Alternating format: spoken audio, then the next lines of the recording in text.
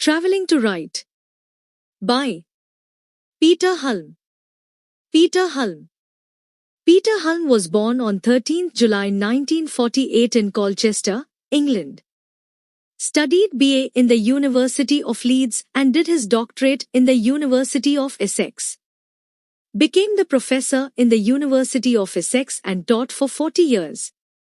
Specialized in post-colonial writings and travel writing. Traveling to Write. Published in the Cambridge Companion to Travel Writing edited by Peter Hulme and Tim Youngs in 2002. Indicates the contribution of writers from 1940 to 2000.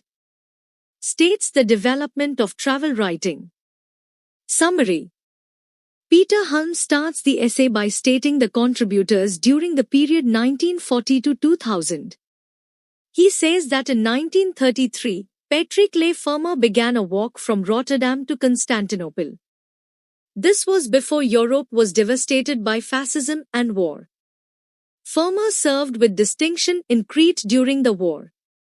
He became a famous travel writer later. His great journey was narrated in A Time of Gifts and Between the Woods and the Waters. His style and learning linked him to the 1930s writers like Robert Byron and Peter Fleming. A Time of Gifts was published in 1977. Around that time, younger writers like Paul Theroux, Peter Matthiessen, Bruce Chatwin, and Robin Davidson also published.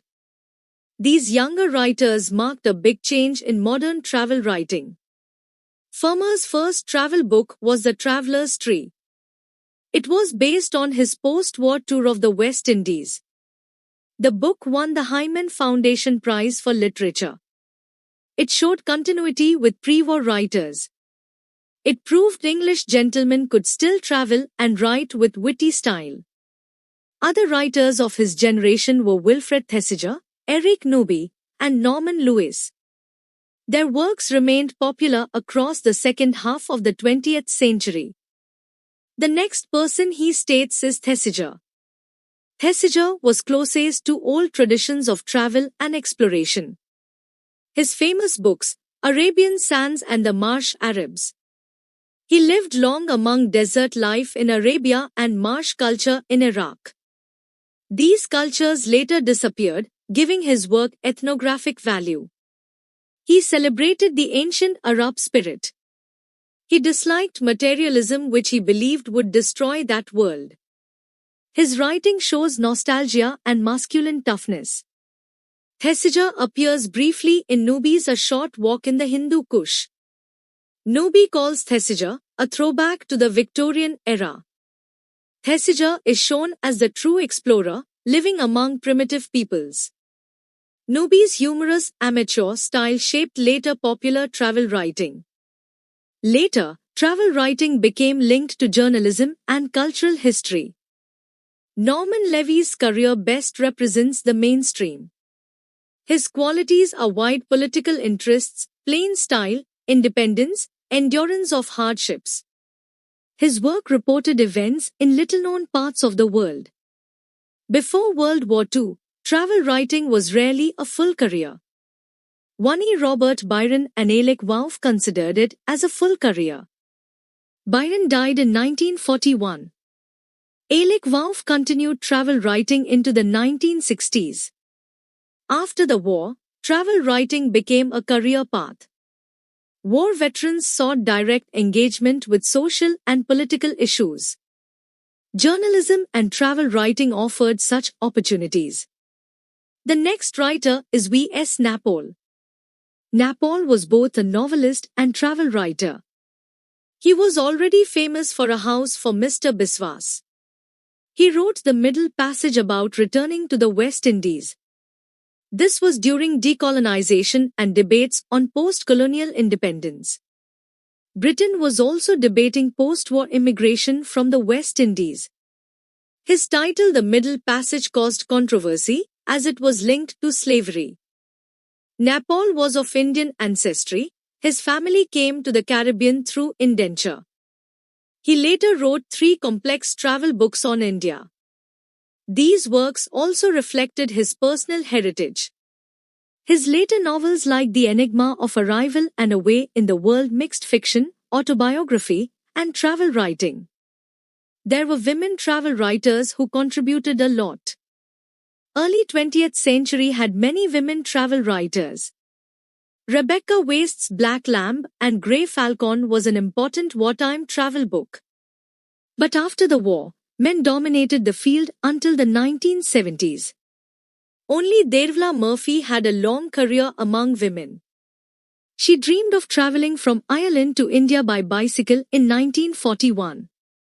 She finally made the journey in 1962. She traveled widely and wrote on many regions, especially South Asia. Her book Muddling Through in Madagascar quoted the OED definition, to attain one's ends in spite of blunder after blunder. This showed the self-deprecating style common in travel writing. She also traveled with her young daughter, adding new concerns to travel writing. The next one in the new form is Paul Theroux. He was mentored by V.S. Naipaul, part of a quartet that revived travel writing in the late 1970s.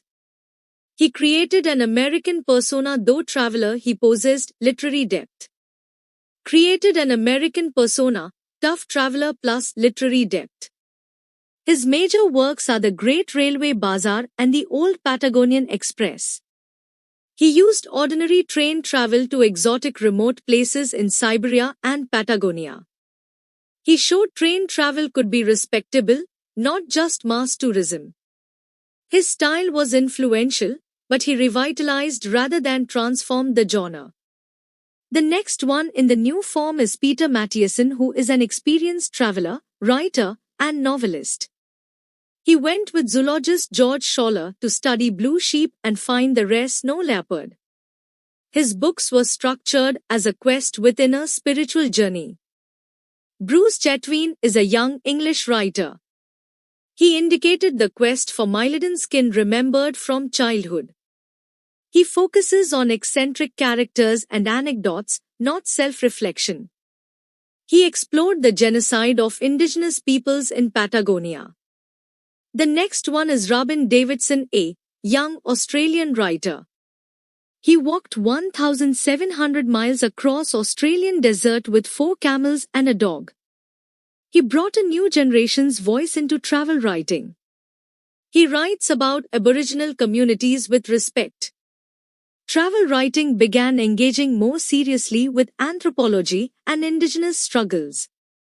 Granta magazine's special issue on travel writing, 1984, was hugely popular. It helped to reconnect travel writing with investigative journalism and politics. Other writers and their publications are as follows. Redmond O'Hanlon, In Trouble Again, 1988. Tony Hawk's Round Ireland with a Fridge, 1998. Tim Moray Continental Drifter, 2000. Norman Lewis The Missionaries, 1988. Scott Malcolmson Tuturani, 1990. Rebecca Solnit Savage Dreams, 1994.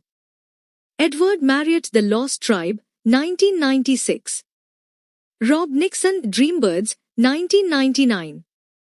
Amitav Ghosh In an Antique Land, 1993. Colin Thabran Among the Russians, 1983, in Siberia, 1999. Jonathan Rubin Passage to Juno, 1999. Sarah Wheeler Terra Incognita, 1996. Peter Robb Midnight in Sicily, 1996. Charles Nicole Somebody Else, Arthur Rimbaud in Africa, 1997. Philip Gurwitch We Wish to Inform You. Rwanda, 1998. These publications and the contribution of the writers made travel writing to flourish well. For more videos, like, share, subscribe. Thank you.